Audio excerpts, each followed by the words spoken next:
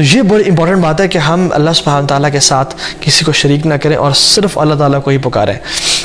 اور اس کے لیے کچھ دعائیں بھی بہت امپورٹنٹ ہیں. وہ یہ ایک دعا ہے اللہم انی اعوذ بک ان اشرک بک شیئا وانا اعلم واستغفرک لما لا اعلم. یا اللہ میں آپ کی پناہ میں آتا ہوں اس چیز سے کہ میں آپ کے ساتھ شرک کروں جانتے ہوئے, اور میں اس چیز کی بھی پناہ میں آتا ہوں کہ میں آپ کے ساتھ شرک کروں نہ جانتے ہوئے. تو یہ دعا انسان کو ہمیشہ مانگتے رہنی چاہیے. ایون ریا کے معاملے میں بھی یہ دعا بہت افیکٹو ہے. ٹھیک ہے, اللہم انی اعوذ بک ان اشرک بک وانا اعلم واستغفرک لما لا اعلم.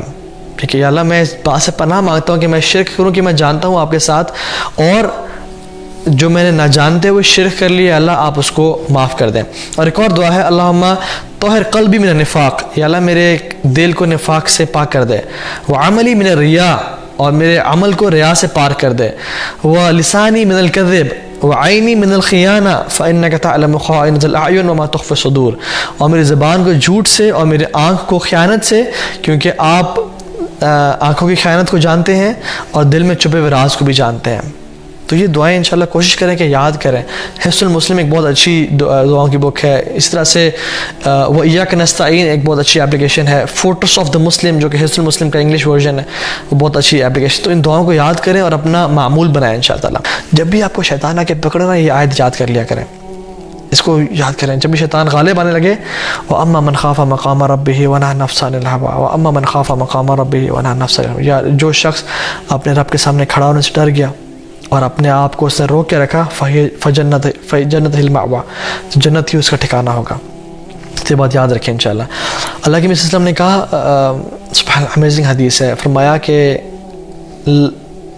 انی اعلم اقوام من امتی, میں اپنی امت سے کچھ لوگوں کو جانتا ہوں, یأتون یوم القیامت بحسنات امثال جبال التحامۃ البیضاء, ایسے ایسے اعمال لے کے اور حسنات لے کے جو کہ تہامہ پہاڑ کے برابر ہوں گے, روشن بڑے بڑے.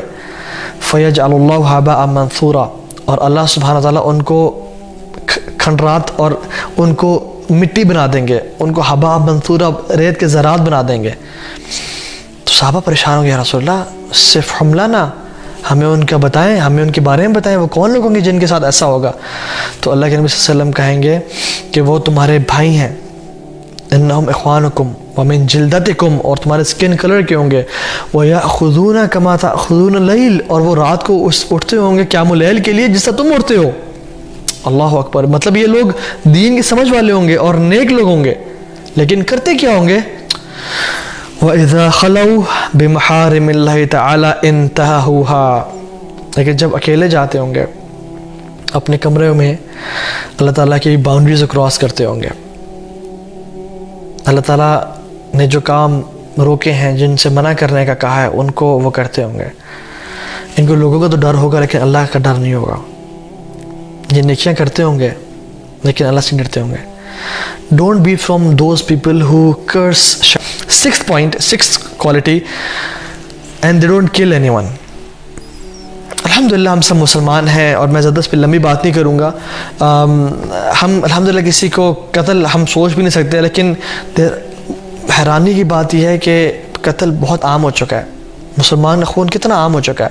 کشمیر میں دیکھ لیں, برما میں دیکھ لیں, آپ ہمارے پاکستان میں دیکھ لیں, کس طرح سے زمین کے جھگڑے پہ لوگوں کو قتل کر دیا جاتا ہے, کس طرح سے لوگوں پہ جادو کر کے ان کو قتل کیا جاتا ہے, کس طرح سے چھوٹے سے بحث مباحثے پہ اور بھائی بھائی کی لڑائی یا گھر والوں کی لڑائی پہ لوگوں کو مار دیا جاتا ہے. وَلِعَوْذُ بِاللَّهِ.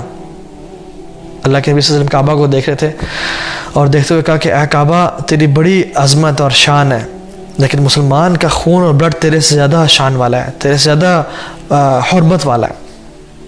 آپ امیجن کریں, کوئی شخص کعبہ کو توڑنے کا امیجن کر سکتا ہے کہ کوئی شخص کعبہ کو توڑ دے؟ وَلِعَوْذُ بِاللَّهِ. کتنا بڑا گناہ ہے, اس سے بڑا گناہ کسی مسلمان نے قتل کرنا ہے. لیکن آسانی سے لوگ آج قتل کر رہے ہیں, چھوٹے چھوٹے مذاہب کچھ ہزاروں کے پیچھے لوگوں کو قتل کر رہے ہیں, تو اللہ تعالیٰ کو بالکل پسند نہیں ہے. جب علی بن ابی طالب رضی اللہ تعالیٰ عنہ اور معاویہ رضی اللہ تعالیٰ عنہ دونوں کی آپس میں جنگ ہوئی اور فتنوں کا دور تھا, جب مسلمانوں میں آپس میں ایک طرح سے اختلاف ہو گیا اور دونوں آپس میں لشکر لڑ رہے تھے, تو اسامہ بن زید رضی اللہ تعالیٰ عنہ بالکل شامل نہیں ہوئے کسی بھی جنگ میں اور پیچھے ہٹ گئے. تو علی بن ابی طالب نے بڑا مائنڈ کیا اس بات کو کیونکہ بڑے وہ قریبی تھے آپس میں, اور امام حسن حسین ان کے قریبی دوست بھی تھے رضی اللہ تعالی عنہم اجمعین. تو حضرت حسن اور حسین ان کے لیے تحفے لے کے آئے, تو اسامہ بن زید سے یہ بات کی کہ ہمارے جو والد ہیں وہ آپ سے بڑے ناراض ہیں کہ آپ نے ان کا ساتھ نہیں دیا اس موقع پہ. تو اسامہ بن زید رضی اللہ تعالیٰ عنہ نے کہا کہ اپنے باپ کو جا کے کہنا, یعنی علی بن ابی طالب رضی اللہ تعالیٰ عنہ کو, جب وہ امیر المومنین تھے, کہنا کہ اگر وہ شیر کے منہ میں داخل ہوں گے تو ان سے پہلے میں داخل ہوں گا, مطلب میں ان کا اس موقع پہ بھی ساتھ دوں گا, لیکن کسی مسلمان کے خلاف لڑائی میں میں ان کا ساتھ نہیں دے سکتا. کیوں ایسا کہا؟ کیونکہ ان کو پہلے ایکسپیرینس ہو چکا تھا, اور یہ وہ ایکسپیرینس تھا جب جنگ میں اسامہ بن زید, ایک بندے کو جنگ ہو رہی, جہاد ہو رہا ہے, اور ایک شخص نے جب وہ گر گیا اور اسامہ بن زید غالب آ گئے اس پہ, تو اس نے کہا لا الہ الا اللہ, اسامہ بن زید نے اس کو قتل کر دیا کہ یہ تو خوف سے پڑا ہے. تو جب اللہ کے نبی کو یہ بات بتائی تو اللہ کے نبی اتنا غصے ہوئے اور کہا یا اللہ میں اس کے اس عمل سے بری ہوں, یا اللہ میں اس کے عمل سے بری ہوں, اور بہت زیادہ جو ہے نا غصے میں ان کو نصیحت کی. اور اسامہ بن زید حیران تھے, انہوں نے کہا یا رسول اللہ میں اس پہ غالب آ گیا تھا اور میں نے اس کو قتل کرنے لگا تو اس نے کہا لا الہ الا اللہ اور اپنے آپ کو بچانے کے لیے کہا. تو اللہ کے نبی نے کہا کہ اشققت قلبہ, کیا تو نے اس کے دل کو چیر کے دیکھا تھا کہ اس نے اپنے آپ کو بچانے کے لیے کہا یا نہیں کہا؟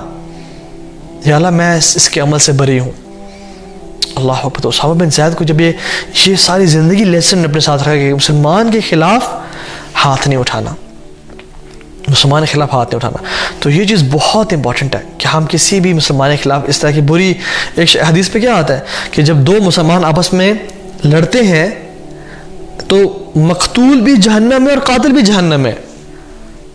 تو اللہ کے نبی سے پوچھا کہ رسول اللہ مقتول تو جہنم ہے کہ اس نے قتل کیا, چلے سمجھ آتی ہے بات کی, لیکن قاتل کیوں جہنم میں؟ تو رسول اللہ نے فرمایا کہ کیونکہ قاتل کی انٹینشن تھی کہ اپنے بھائی پہ وہ اپنے بھائی کا وہ قتل کر دے, لیکن وہ غالب نہیں آ سکا. حتیٰ کہ ایک مسلمان کی طرف جو ویپن ہے پوائنٹ کرنا بھی حرام ہے اور جائز نہیں ہے, اس حد تک احتیاط کا بولا گیا. لیکن سبحان اللہ ہم دیکھیں کہاں تک بے احتیاطی کرتے ہیں. 7th کوالٹی ولا یزنون, وہ لوگ فورنیکیشن ایڈلٹری نہیں کرتے.